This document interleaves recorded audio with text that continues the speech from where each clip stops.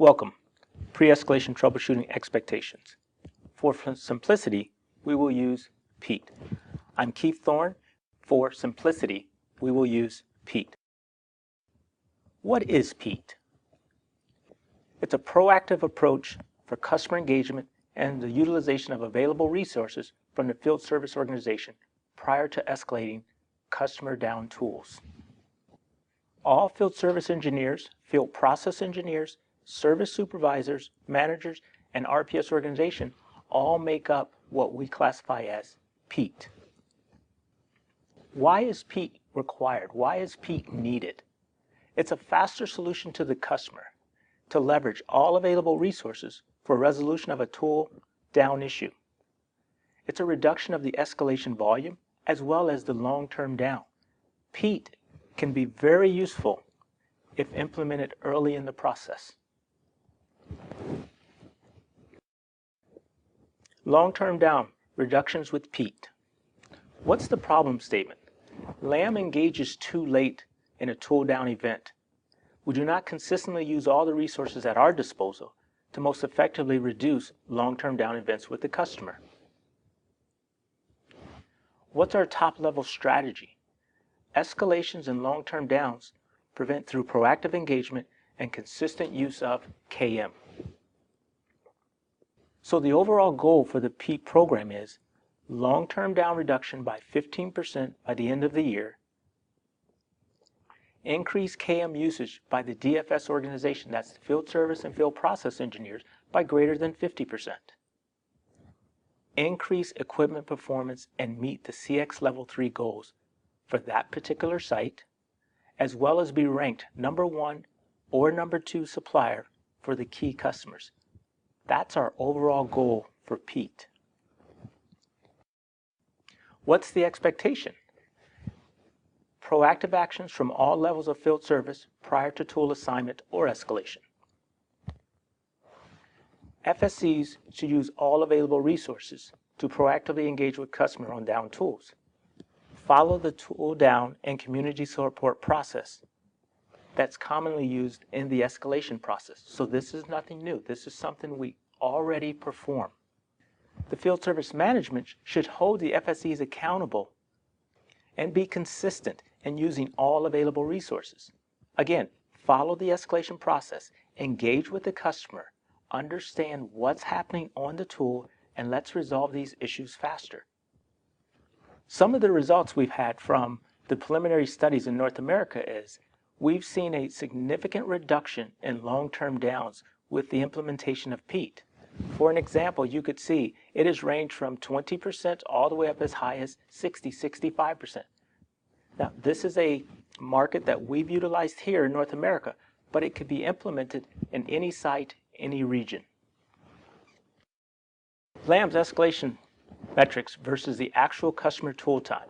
So when you look at the diagram, you could see the customer's tool downtime could be as great as 72 hours an entire week. However, by the time they escalate to LAM, their temperature is starting to increase. So when we get involved, you often wonder, why is the customer so upset so quickly? It's because they've already been dealing with this issue and we aren't proactive in working with them and understanding what are your issues. This is what caused the customer temp to be so hot so quickly in the process. We need to focus on how do we get in front of this, and Pete helps us do that by engaging with the customer sooner. Some of the things we utilize is we'll use the KM tools. We use the community of community of specialists. That all equals a faster solution. But again, that's later in the process. We have to start thinking proactively. How do we help the customer? How do we get engaged sooner? Pete helps us do this by looking at the customer's pass downs. You can view that and say, customer, we observed that there's an issue on tool A, B, and C, and it's been down for this many days. Is there any help you need? This is what we call influence management, managing the customer, going in and saying, yes, we know that you haven't escalated this to us. However, we would like to help you proactively. We would like to be fully engaged. So what are some of the expectations during each phase of a down event? After realizing LAM's KPIs were not aligned with the customer's long-term down, we looked at how we can shorten this gray area.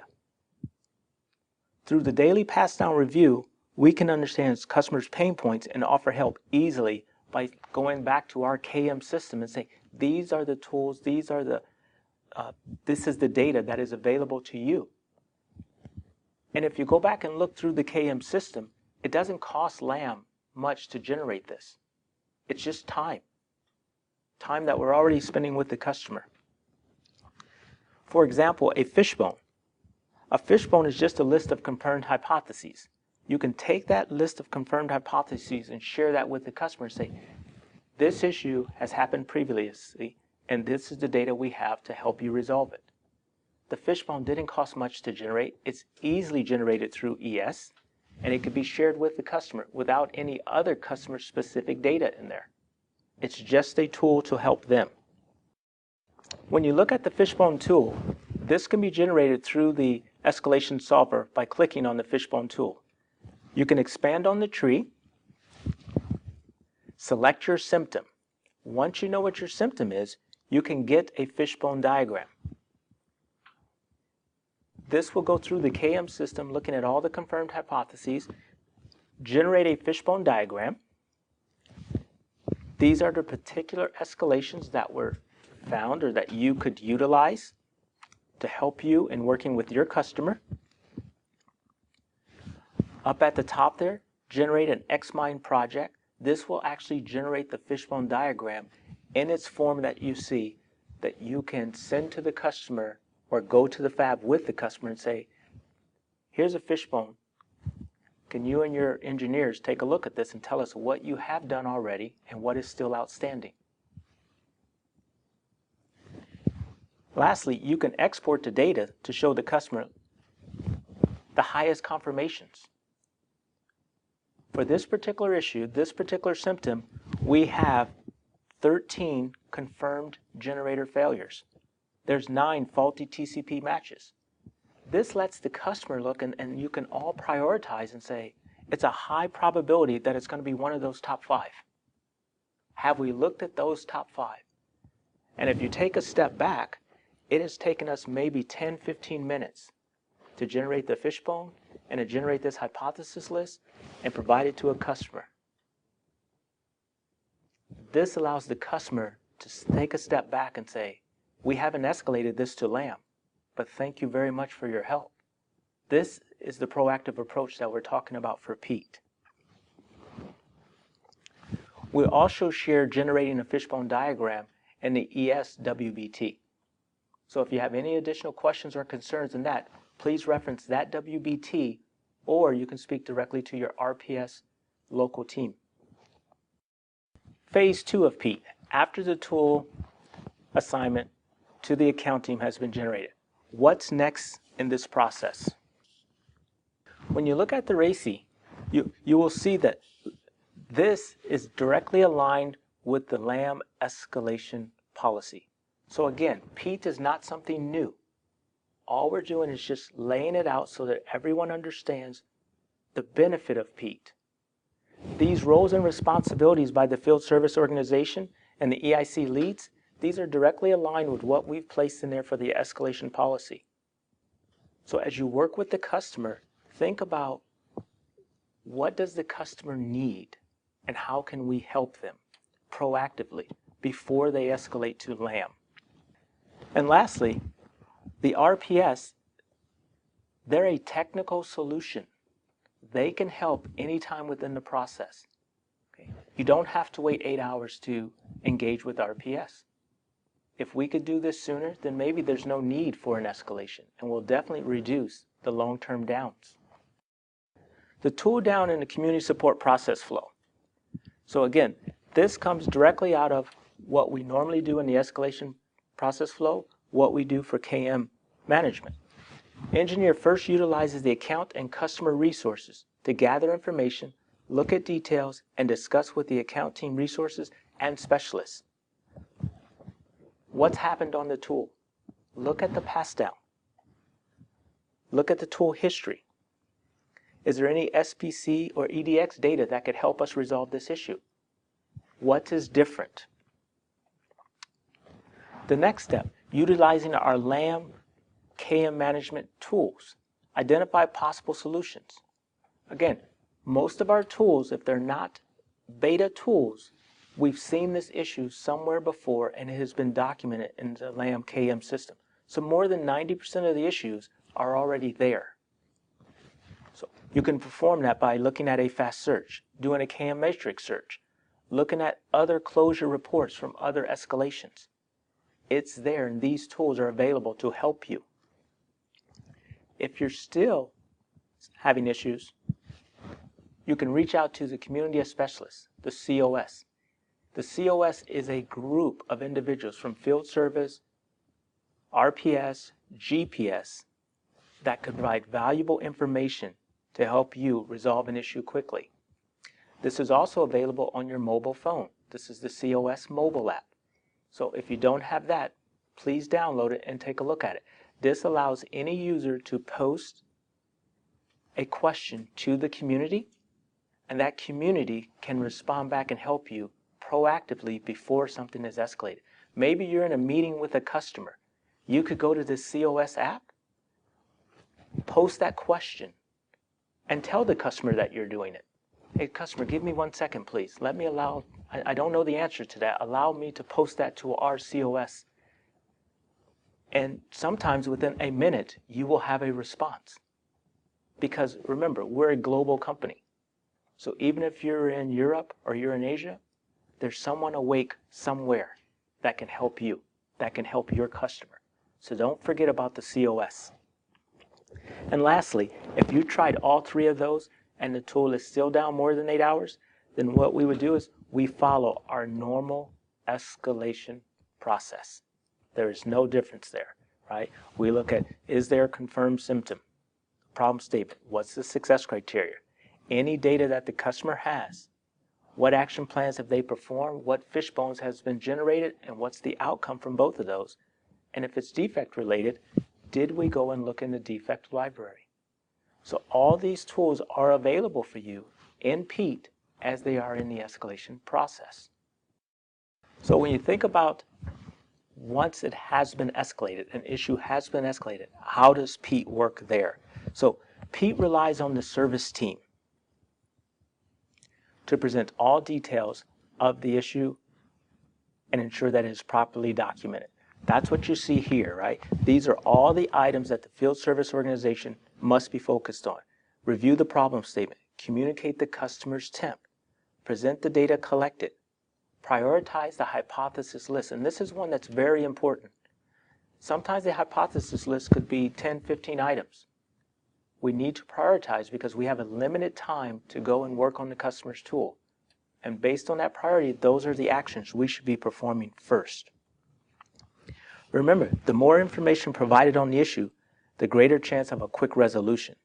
The service team and the RPS team, they are partners in this, and they must work together. But the service organization, they are the eyes and ears for LAM, and we depend on them. Hot and critical escalation communication requirements. When you look at the chart again, we see the tool down, it's been escalated to RPS working on it, but the customer's temp is hot. So one of the things we've done there is to ensure that we're communicating to the account team and more effectively to the customer. So what we've done is we've implemented a critical communications package that for every hot and critical escalation, we will have daily updates to the account team, and that account team could be the account GM, could be the regional VP, it'll come back to CSBG, to the service organization, as well as back to the product group. This ensures all individuals understand the criticality of this issue and we have the right resources working on it. If we're down for a spares issue, we need to make sure the spares organization is aware this tool is down. If we're down for a process-related issue, we need to make sure that the product group is aware of this. And they have the proper resources assigned to support this escalation. And this has been implemented worldwide. It's part of the escalation policy. So for Pete, It's nothing different. It's just we need to make sure that we've implemented moving forward. Here's the communication package, and you can see in the internal communication requirements versus the customer management requirements, this is all of the factory, and this is the service team on the far right. These are the factory individuals that must be informed if it's a critical or hot escalation. For the warm and mild, we leave that to the account team's discretion.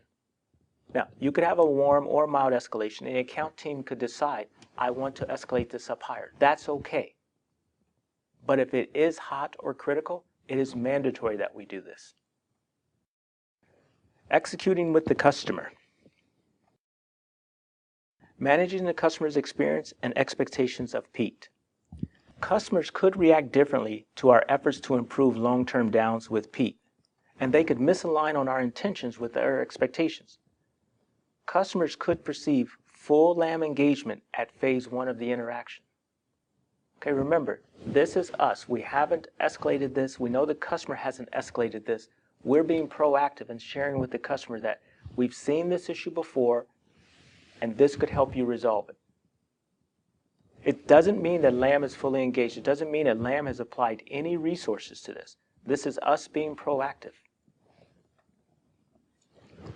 Our intention at phase 1 is to become more informed of the issues in the fab, to offer helpful information and better prepare for phase 2 as the escalation phase goes into tool down. So if we're engaged in phase 1, then once we get to phase 2, all that data that we normally ask for is already available to us.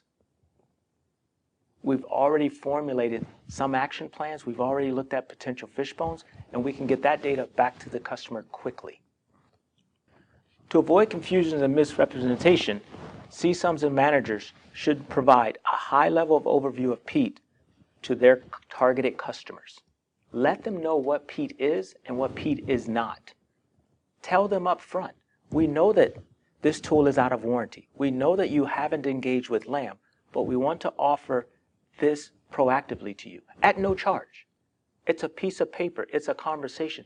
It's a cup of coffee with a quick meeting. It's a walk down the hallway with the customer.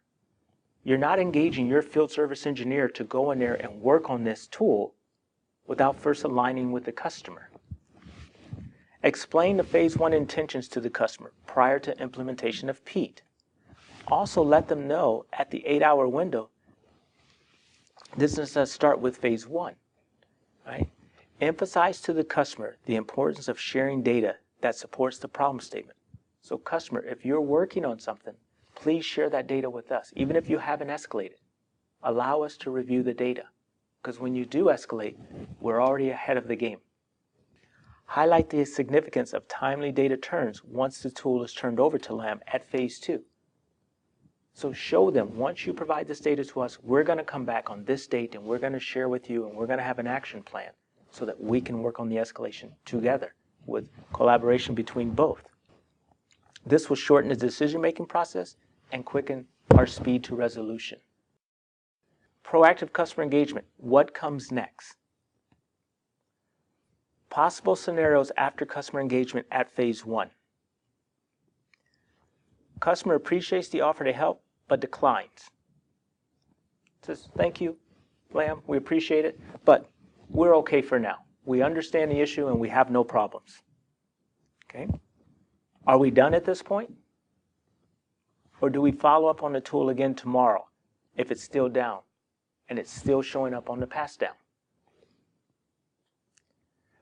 Customer hesitates and says, we're pretty sure we understand it, LAM. Thank you. We don't need your help. So then this is where you have to use your customer management skills. Do you walk away or do you engage further with the customer without upsetting the customer? Right? Utilizing the ASQ from our total customer focus. Attend and acknowledge. Give your complete attention and focus to them and their problem. Let them know you're looking at their pass downs. We understand you have 2, you have 3, you have 5 tools down. Are you sure you're okay and you do not need our help? Solicit and observe. Encourage them to share information.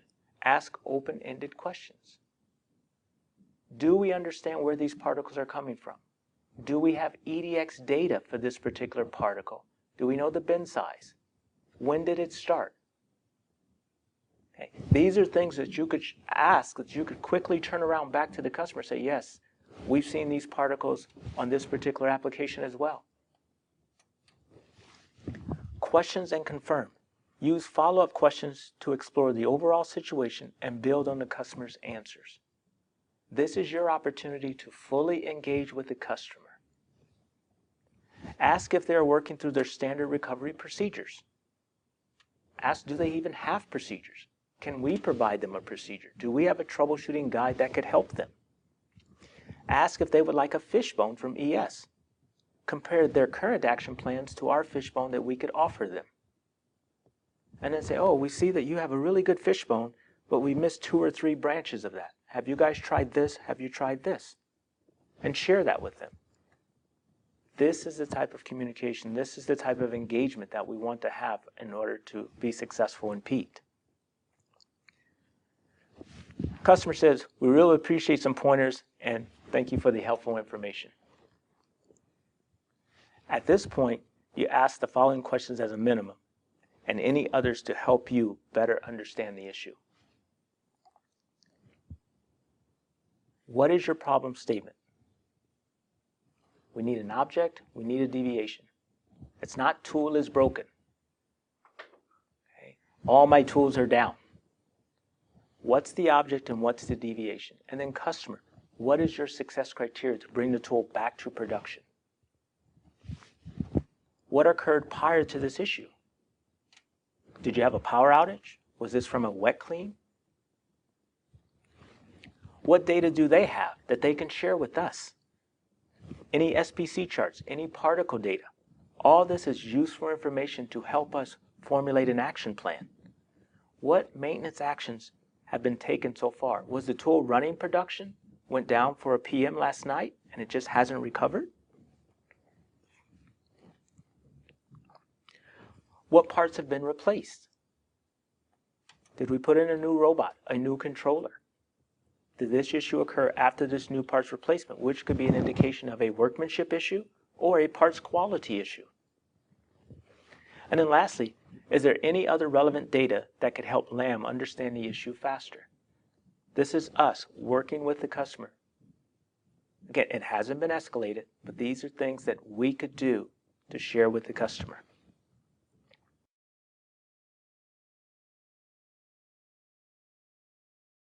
When you look at the escalation policy flowchart, Pete, there's no change to the policy. We already do this. We're just asking you to move it ahead before the customer escalates to us. Pete phase 1 occurs prior to the escalation policy as written. Remember our problem statement. LAM engages too late in the tool down event cycle, and we don't fully understand the overall impact to the customer. We now recognize this lack of engagement prior to customer asking for help and how this negatively impacts our tool performance. Pete changes this behavior by proactively engaging with our customer on down tools and offering help. Pete phase 2 is nothing more than LAM's previously stated escalation by the account team and RPS once LAM has been asked to resolve a tool issue. Pre-escalation troubleshooting expectations. Historically, LAM has helped our customers after they've highlighted a problem or asked for help. Some customers actually refer to this as escalating the problem to LAM. Pete is designed to be proactive in nature and engage with our customers prior to them asking for help. So as you look at this and we step through, review the daily pass downs. You get that from the customer. Or ask our engineers as they're walking through the fab, are there any LAM tools that you see the customer struggling on? Customers working on that LAM tool every day for the past 3 days, and yet you know that they haven't escalated it to us. This is you reviewing that and sharing that with the customer. A proactive conversation with the customer. Hey, I see that tool A, B, and C has been down for 3 days. You guys need any help from us? Once you have data from the customer, we can now start to formulate a problem-solving steps as well as generating fishbones to the customer as needed. Again, this is still in Pete. We're offering this up as to tell them that we're fully engaged with them. Secondly, you can go and discuss this issue locally with the sister side. You could say, hey, my customer's having this issue. Are you guys seeing the same issue down there? This is very valuable information as to say, look, we have a systemic issue on this particular product across multiple fabs. Or is this issue just isolated to this fab, which is running the same equipment at both sister fabs? This is very good information to know. It allows us also to go in and look at some of the KM searches. We can discuss this in the COS, helping us to then further analyze the data and formulate a plan for the customer. If we're still down, we can always escalate the issue. Formal channels, go through ES after the tool has been down more than 8 hours. With the implementation of Pete, we've seen a healthy relationship and an increased collaboration with our customer. This has opened the doors for greater engagement from LAM on projects that resolve chronicle tool issues. This allows us to focus on the overall objective of Pete: reduce the long-term down, increase KM usage by the DFS community, that's the field service and the field process team, meet our equipment performance goals, and be ranked number 1 and number 2 supplier for key customers. If you have any questions or concerns about Pete, please contact local RPS manager or myself. Thank you.